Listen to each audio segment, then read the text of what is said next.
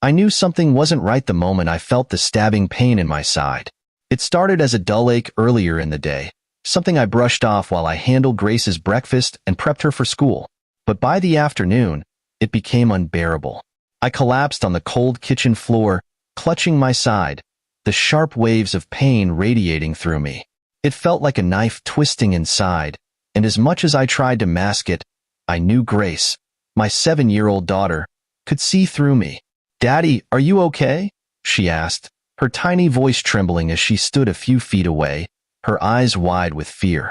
She didn't dare move closer. Perhaps my winces scared her.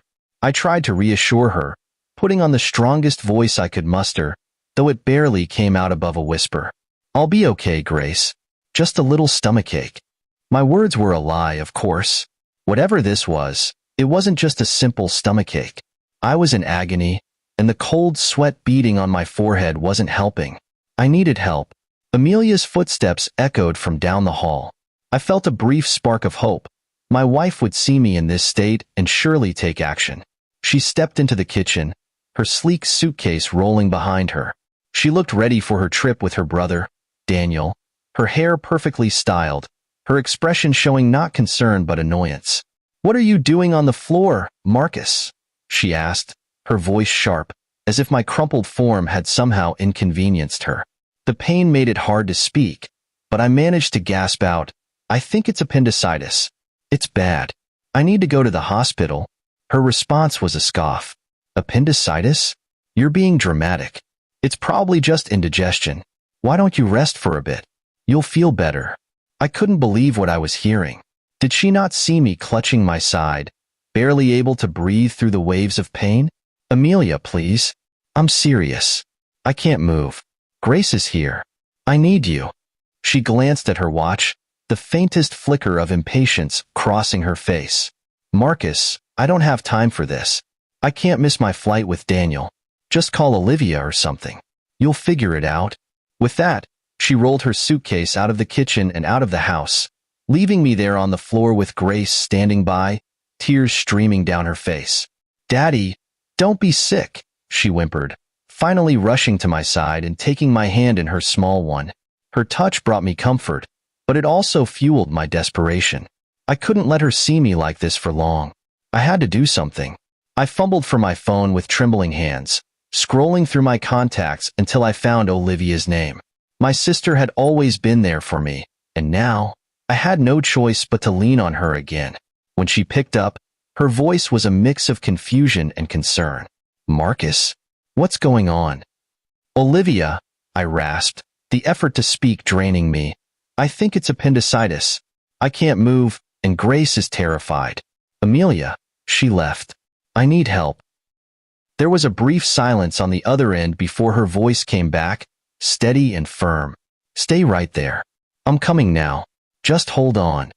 The relief I felt at her words was immense, but it was quickly overshadowed by a wave of anger and hurt. Amelia had abandoned me when I needed her the most.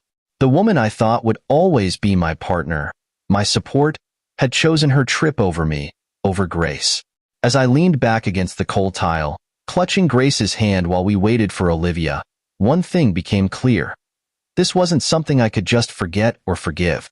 Amelia's decision to leave me in this state spoke louder than any argument we'd ever had. It wasn't just about the pain in my side anymore. It was about the fracture in our marriage, one I wasn't sure could ever be repaired. When Olivia arrived minutes later, rushing in and helping me to my feet, I felt a surge of gratitude for her. But even as she helped me into her car and drove us to the hospital, I couldn't shake the bitter truth Amelia's actions had revealed. I couldn't rely on her when it truly mattered. And that realization was a wound deeper than anything happening in my body. Lying in that hospital bed, staring at the sterile white walls and listening to the rhythmic beeping of the machines, I felt a strange mix of relief and anger. Relief because the surgery had been successful. My appendix had been on the verge of rupturing, the doctor said. If I had waited any longer, the situation could have been life-threatening. And anger because the person who should have been there for me, who should have rushed me to the hospital herself, wasn't. Amelia hadn't called. Not once. Not even to check if I was alive. My sister Olivia had stepped up without hesitation. She'd driven me to the hospital, stayed with Grace until my parents arrived, and even updated them on my condition while I was in surgery. She did everything Amelia should have done, but didn't. When I woke up, Olivia was there by my side, looking worried but relieved to see me awake. "You scared us, Marcus," she said softly, her hand resting on mine. I smiled weakly, the effort exhausting. "Thanks for being here, Olivia. I don't know what I would have done without you." She smiled back, but it didn't reach her eyes. "Don't thank me. This is what family does. I don't understand why Amelia didn't stay. I mean, Marcus, this is serious." "You could have," she stopped herself, shaking her head. "Never mind." Her words hung in the air long after she left the room. I knew what she wanted to say. I'd been thinking it myself. Amelia's absence wasn't just a moment of poor judgment. It was a betrayal. A betrayal of the vows we took, of the promises we made to always stand by each other. The doctor came in later to check on me, explaining how close I'd come to a major emergency. I nodded along, but I wasn't really listening. My mind was stuck on Amelia. I replayed the moment in the kitchen over and over, her dismissive words like daggers in my chest. When my parents arrived with Grace, her face lit up the moment she saw me. She ran to my bedside, climbing up carefully so she could sit beside me. "Daddy, are you all better now?" she asked, her little hands gripping mine tightly. I pulled her into a hug, holding her as tightly as I could manage. "I'm getting there, sweetheart. I'll be okay." Her presence was comforting, but it also reminded me of the responsibility I had. I couldn't let her grow up in an environment where she learned that neglect and indifference were acceptable. My parents stayed quiet, but their faces spoke volumes. My mom, always so reserved, looked like she wanted to say something. My dad, on the other hand, was fuming. "Marcus, where's Amelia? Why isn't she here?" he finally asked, his voice low and controlled, though I could sense the anger simmering beneath. I hesitated. "She's away, on a trip with Daniel." That was all it took for my dad to explode. "A trip? While you're in the hospital? Does she even know how close you came to?" "Dad, please," I interrupted, not wanting Grace to hear the argument brewing. "Let's not do this now." He looked like he wanted to argue, but my mom placed a hand on his arm, silently urging him to back down. The next few days were quiet. My parents took care of Grace while I recovered, and Olivia visited often to make sure I was okay. Amelia? Nothing.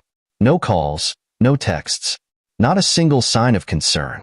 I wanted to believe there was some explanation, some reason for her behavior. Maybe she was overwhelmed or didn't understand how serious my condition was. But deep down, I knew the truth. She had made a choice that day, a choice to leave me and Grace behind for her own convenience.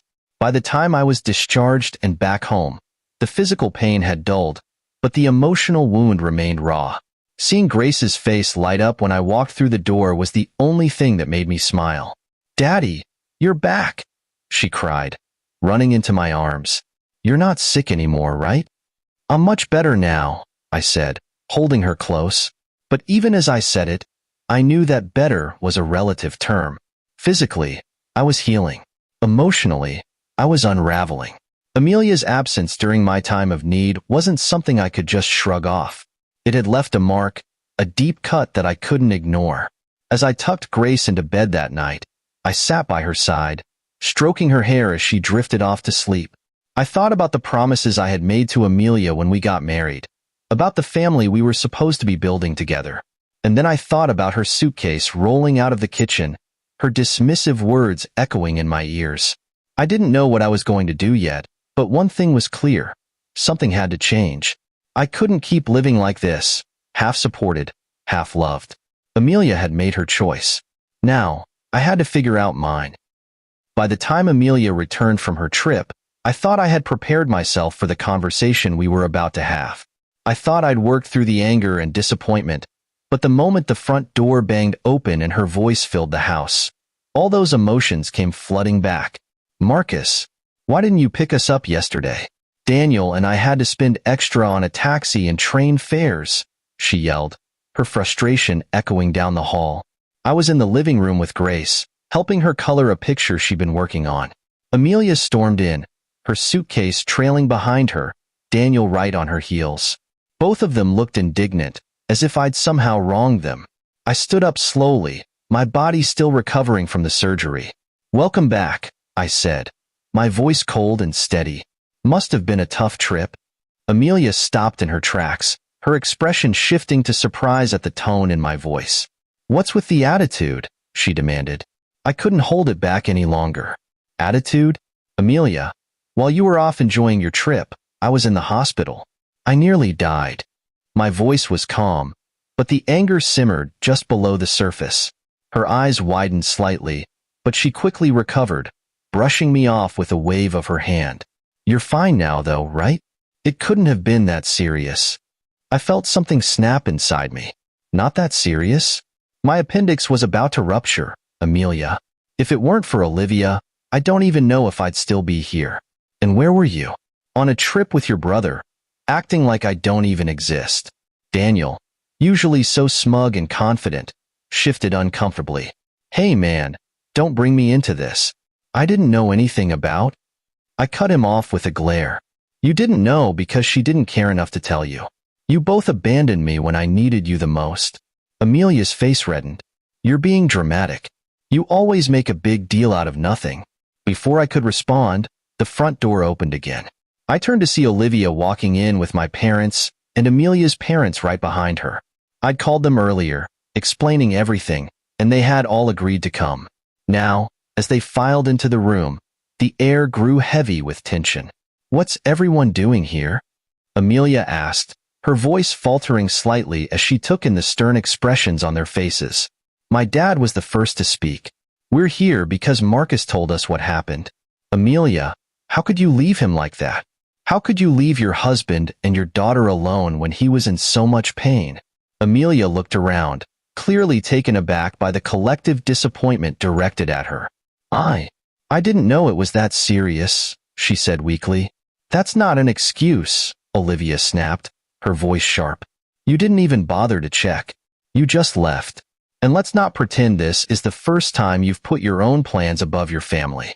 Daniel, who had been trying to stay out of the conversation, finally spoke up. "Look, maybe she made a mistake, but it's not like Marcus was dying." "Enough," my mom said firmly, cutting him off. "This isn't just about what happened this time. It's about a pattern of behavior. Amelia, you've been putting Marcus and Grace last for a long time now, and we're tired of watching it." Amelia's parents, who had been silent until now, looked at their daughter with a mix of sadness and disappointment. "Amelia," her mother began, "we raised you to take care of your family, to be there for them. What you did, it's not right." Amelia crossed her arms defensively, her gaze darting between everyone in the room. "So what? You're all just going to gang up on me now? I made a mistake, okay? It's not the end of the world." "It is for me," I said quietly, but firmly. The room fell silent as I met her gaze. "Because this isn't just about one mistake. It's about every time I've had to pick up the pieces while you prioritized your own wants over our family. It's about the fact that I can't trust you to be there when it really matters." Amelia opened her mouth to respond, but nothing came out. For once, she didn't have a quick retort or a dismissive comment. She just stood there, staring at me as the weight of my words sank in. The silence was broken by my dad, who turned to Amelia's parents. "You should talk to your daughter. Because if something doesn't change, I don't see how this marriage can survive." With that, the meeting ended. One by one, everyone left, their disappointment hanging in the air like a storm cloud. Amelia didn't say a word as she walked to the bedroom, slamming the door behind her. Daniel muttered something about heading home and left without another word. I sat back down with Grace, who had been quietly watching from the couch. She climbed into my lap and wrapped her arms around me. "It's okay, Daddy," she whispered. "I'm here." And in that moment, I realized she was the only person I could count on. Something had shifted, and there was no going back. Amelia's actions had pushed us to the edge, and now it was up to me to decide what came next. The days after the confrontation felt like walking through a fog. Amelia tried to act as if nothing had happened, but the silence between us was thick and oppressive. She avoided me, which was fine. I didn't have much to say to her. The damage was done, and there was no undoing it. I spent my time reflecting, replaying every moment of our marriage in my head. I thought about the times I had been there for her without hesitation, supporting her through every challenge, big or small. And then I thought about how she had walked out on me, dismissing my pain as if it were nothing, leaving Grace and me to fend for ourselves. It wasn't just one moment of neglect. It was the culmination of years of feeling like I came second, or even third, to her wants and her brother's demands. This wasn't a marriage anymore. It was a partnership in name only. One evening, as Grace was asleep and the house was quiet, I sat at the dining table with a folder in front of me. Inside were the divorce papers I had picked up earlier that day. I hadn't told anyone yet, not my parents, not Olivia, because I needed to be certain. Amelia walked into the room, her phone in hand, scrolling as if she didn't have a care in the world. When she saw me sitting there, she paused. "What's with this serious face, Marcus?" I looked up at her, my heart pounding in my chest. I had rehearsed this moment in my head, but now that it was here, I felt a lump forming in my throat. Still, I pushed through. "We need to talk." She sighed dramatically, setting her phone down on the counter. "What now? Can't we just move on from all this?" I slid the folder across the table toward her. "No, Amelia. We can't just move on. I've thought about this, and I can't do it anymore. I want a divorce." For a moment, her face froze in disbelief. Then she let out a laugh, cold, harsh, and mocking. "A divorce? Don't be ridiculous, Marcus. You're overreacting. You always do." I leaned forward, my hands resting on the table to steady myself. "This isn't an overreaction, Amelia. This is me finally standing up for myself and for Grace. You've made it clear where your priorities lie, and they're not with us. I can't keep living like this." Her expression shifted, anger replacing the mockery. "Oh, so you think you can manage without me? Do you have any idea how hard it'll be out there?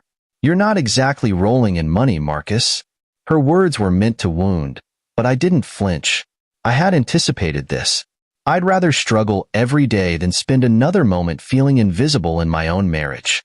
At least I'll know I'm doing it for Grace, not for someone who doesn't care.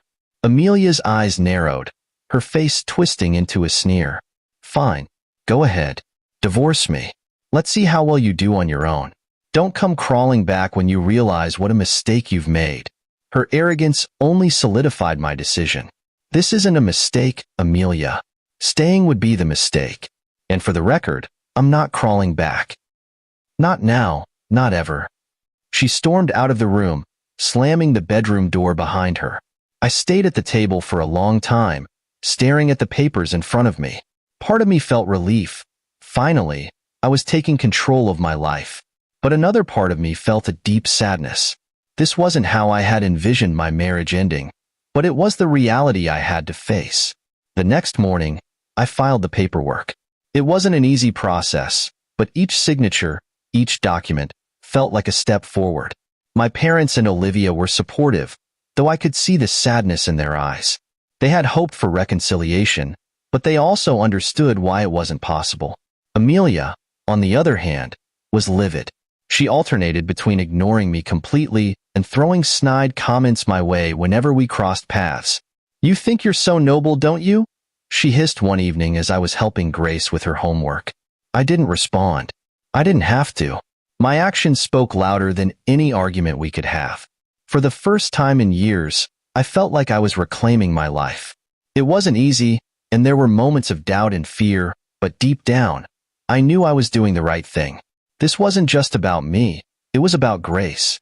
She deserved to grow up in a home where love and respect were the foundations, not resentment and neglect. Amelia had made her choice, and now I was making mine. This was the beginning of a new chapter, one where I could finally breathe, finally hope, and finally be the father Grace deserved. The road ahead was uncertain, but I was ready to face it, one step at a time. Filing for divorce was one thing. Dealing with the aftermath was something else entirely. The process itself was grueling, not just because of the legalities, but because of Amelia's relentless efforts to undermine me. She wasn't just angry. She was determined to make me regret my decision, and she wasn't pulling any punches. At first, she played the victim, painting me as the unreasonable one. Marcus just decided he couldn't handle being a husband anymore, she told our mutual friends, conveniently leaving out the part where she'd left me on the kitchen floor in agony. Some of them believed her, others didn't, but I couldn't afford to waste energy defending myself. My focus had to stay on Grace and our future. Amelia's tactics escalated quickly. She became dismissive during mediation meetings, shrugging off agreements and refusing to compromise on anything. "I want the house," she declared during one of the first sessions, her tone cold and final. "You can find somewhere else to live." I didn't argue. I wasn't about to fight for a house that no longer felt like a home. My priority was ensuring stability for Grace, not clinging to material things that had lost their meaning. But her next move was harder to stomach. "You're not fit to have full custody," Amelia announced during another meeting, her words sharp and calculated. "You can barely manage on your own, and Grace needs consistency." Her audacity stunned me. The same woman who had left me to fend for myself during a medical emergency was now questioning my ability to care for our daughter. "Amelia," I said, keeping my voice as steady as I could, "Grace needs someone who puts her first. That's never been you." The mediator tried to keep things civil, but it was clear that Amelia wasn't interested in resolution. She wanted to punish me. Every comment, every demand, was designed to push me to my breaking point. But I refused to give her the satisfaction. Instead, I leaned on the support system I'd always had, my parents, Olivia, and even a few close friends who saw through Amelia's facade. Olivia became my rock during this time, helping me navigate the legal maze and reminding me of why I was doing this. "Don't let her wear you down," she said one evening as we worked through paperwork at my kitchen table. "You're stronger than she thinks." I clung to those words during the hardest moments, like the day Amelia decided to involve Grace. "Daddy wants to take you away from me," she told her, tears streaming down her face in a performance worthy of an Oscar. Grace, confused and scared, came to me later that evening. "Daddy, is that true? Do you want me to live with you and not Mommy?" Kneeling in front of her, I held her hands and looked into her wide, innocent eyes. "Sweetheart, I want you to be happy and safe. That's all I've ever wanted. No matter what happens, I'll always be here for you." It wasn't easy watching Grace try to make sense of the situation, but I knew I had to remain patient and steady for her sake. The divorce wasn't just about ending a marriage. It was about creating a healthier, more stable life for my daughter. As the weeks turned into months, Amelia's facade began to crack. Her arrogance gave way to frustration as she realized I wasn't backing down. The community started to take notice, too. Stories of her neglect and selfishness began to circulate thanks to Olivia and a few well-placed conversations. Amelia had always cared about appearances, and now those appearances were crumbling. Despite everything, I stayed focused on moving forward. I found a smaller, cozier place for Grace and me, a rental that felt more like a fresh start than the house ever had.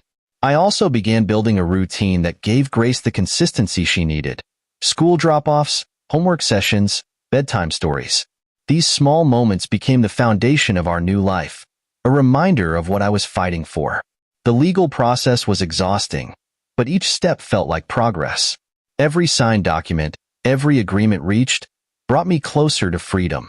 Amelia's attempts to intimidate me no longer had the power they once did.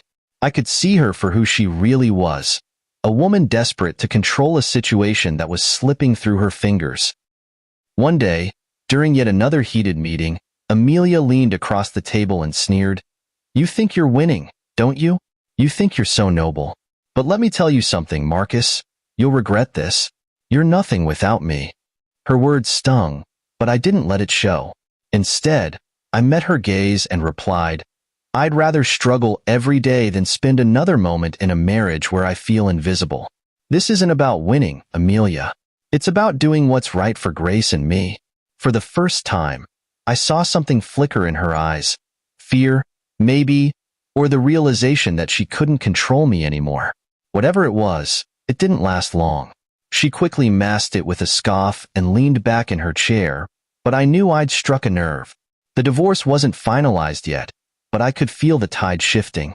I was no longer the man who lay on the kitchen floor, desperate and powerless.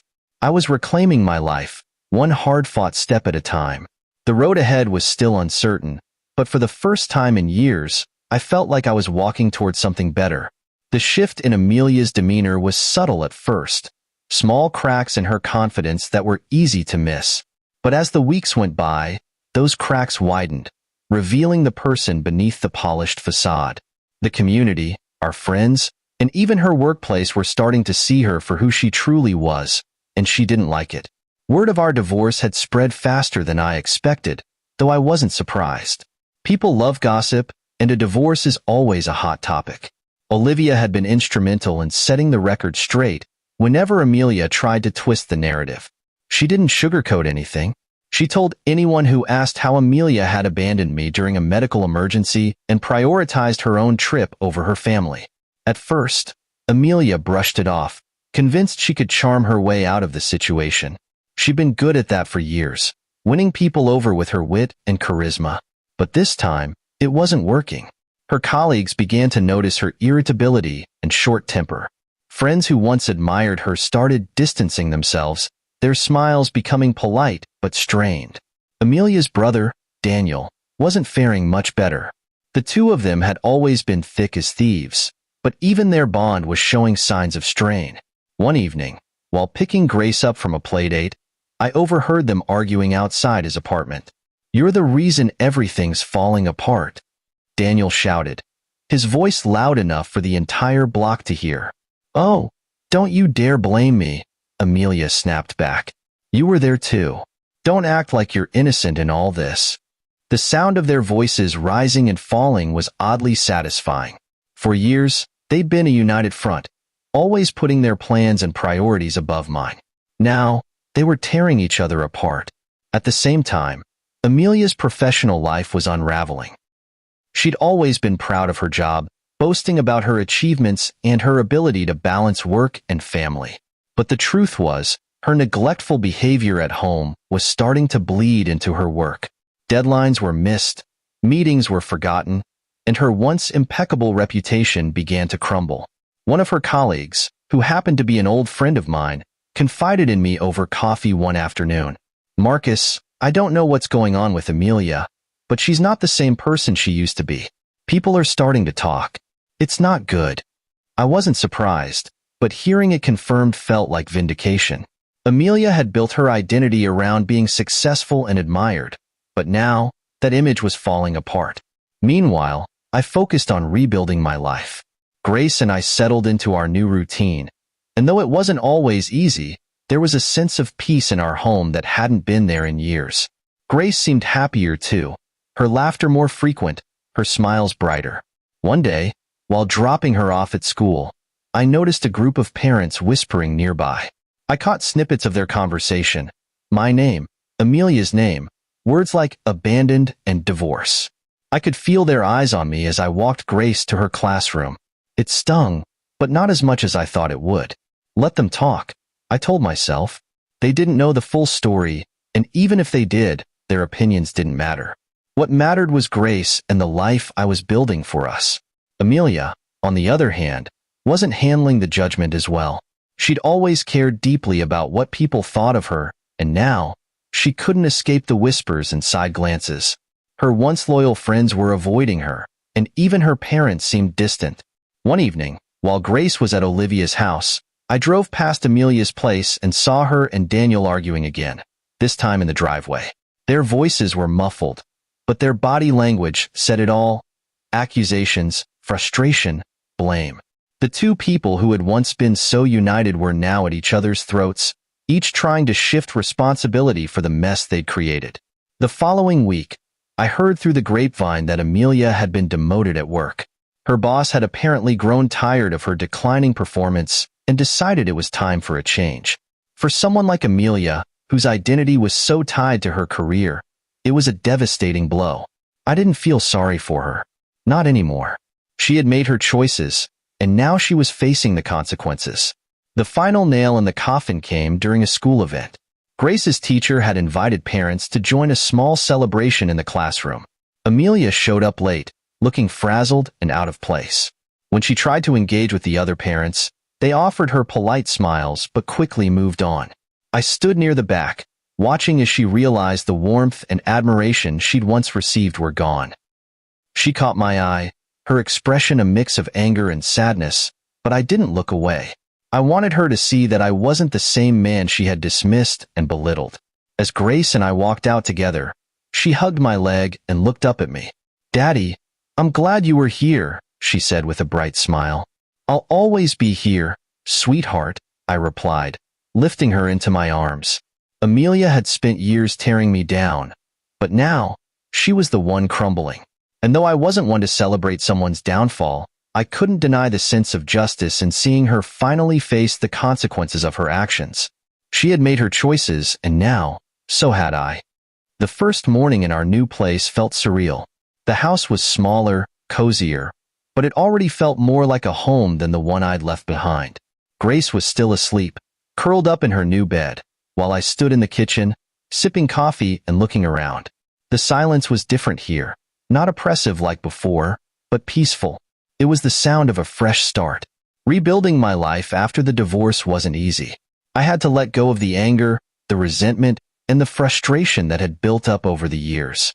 I had to focus on what mattered most, Grace. She was my anchor, the one constant in all this chaos, and I was determined to give her the stability she deserved. The first big step was finding a job.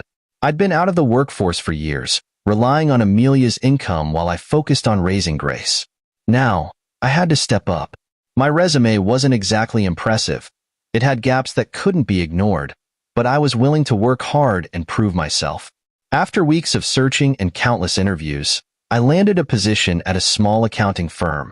The owner, Clara, was a single mother herself, and she understood the challenges I was facing. "We'll take it one step at a time," she said during my final interview. "You'll find your rhythm, and we'll be here to support you." The job wasn't glamorous, but it was steady, and the environment was welcoming. I worked hard, learning as much as I could, and over time, I started to feel confident again. I wasn't just surviving. I was building something meaningful for Grace and me. Grace, for her part, adapted quicker than I expected. She loved our new neighborhood, especially the park just a block away. She made friends easily, her laughter filling the air as she played on the swings or chased butterflies. Seeing her happy reminded me why I was doing all this. One evening, as we sat on the living room floor eating pizza, Grace looked up at me and said, "Daddy, I like it here. It feels like home." Her words brought tears to my eyes. I leaned over and kissed her forehead. "I'm glad, sweetheart. This is our home now." Of course, not everything was perfect. The whispers and gossip in the community hadn't stopped. At school drop-offs and pickups, I could feel the judgmental stares and hear the hushed conversations. "That's Marcus," they'd say. "You know, the one who got divorced. His wife left him." It hurt, but I refused to let it affect me. Grace needed me to be strong, and I wasn't about to let small-minded people bring me down. Olivia, as always, was my biggest cheerleader. She'd call me after hearing some new rumor and laugh it off. "Let them talk," she'd say. "You're doing great, and that's all that matters." Amelia's downfall continued, though I tried not to dwell on it. I heard from mutual acquaintances that her workplace had demoted her, and she was struggling to maintain the lifestyle she'd once flaunted. Daniel had distanced himself from her, and even her parents were less involved in her life. She was becoming a shadow of the person she once was. One day, while picking Grace up from school, Amelia showed up. She looked worn out, her usual polished appearance replaced with tired eyes and a forced smile. Grace ran to me first, hugging me tightly before turning to her mother. "Hi, Mommy," she said hesitantly. Amelia knelt down and hugged her, but the interaction felt strained. She glanced at me, her expression unreadable. "Marcus, can we talk?" she asked quietly. I nodded, stepping to the side while Grace played nearby. "What's on your mind?" I asked, keeping my tone neutral. She hesitated, looking down at her hands. I wanted to say I'm sorry. For everything." The words caught me off guard. Amelia wasn't one to admit fault, let alone apologize. But as much as I wanted to hear those words years ago, now they felt hollow. Too little, too late. "I appreciate that," I said, my voice steady. "But things are different now. Grace and I are moving forward, and I need to focus on that." She nodded, her shoulders slumping slightly. "I understand." As she walked away, I felt a strange mix of emotions: relief, sadness, and closure. For the first time, I truly felt like I was leaving the past behind. In the weeks that followed, life settled into a new rhythm. Work became more fulfilling as I grew in my role, and Grace thrived in her new environment. Our home was filled with laughter and love, a stark contrast to the tension and neglect we'd left behind. One evening, as I sat by the window watching Grace play in the yard, I reflected on how far we'd come. The road had been tough, filled with pain and uncertainty, but it had led us here, a place of peace and hope. I wasn't the same man I'd been when this journey began. I was stronger, more confident, and finally free to build the life Grace and I deserved. Rebuilding a life from the ground up isn't easy, but it's worth it. And as I watched Grace's laughter fill the air, I knew I'd made the right choice. We were finally home. The quiet of the evening was something I hadn't realized I missed until it became a regular part of my life. Grace was asleep in her room, her soft breathing the only sound in the house. I sat by the window, a cup of coffee in my hands, staring out at the stars. The past few months had been a whirlwind of emotions, challenges, and change, but sitting there in the stillness, I felt something I hadn't felt in a long time: peace. I thought back to where it all started: the cold kitchen floor, the pain ripping through my body, and the realization that Amelia wasn't coming back to help me. That moment had been a wake-up call, forcing me to see the truth I'd been ignoring for years. Our marriage had been crumbling for a long time, but I'd convinced myself that things would get better. They never did. It wasn't just about Amelia leaving me in that moment of need. It was about the countless other times she prioritized herself, her brother, or her career over our family. It was about the dismissive remarks, the indifference, and the way I always felt like an afterthought. I had spent so much time trying to hold everything together that I hadn't realized how much of myself I'd lost in the process. But now, sitting here in this small, cozy home with Grace sleeping peacefully in the next room, I realized how far I'd come. I wasn't the man who had begged for scraps of attention or understanding. I wasn't the man who had settled for being invisible in his own marriage. I was someone new, someone stronger. The road to this point hadn't been easy. The divorce proceedings had been brutal, with Amelia fighting me every step of the way. She had tried to tear me down, questioning my ability to parent Grace, mocking my decision to leave her, and spreading lies to anyone who would listen.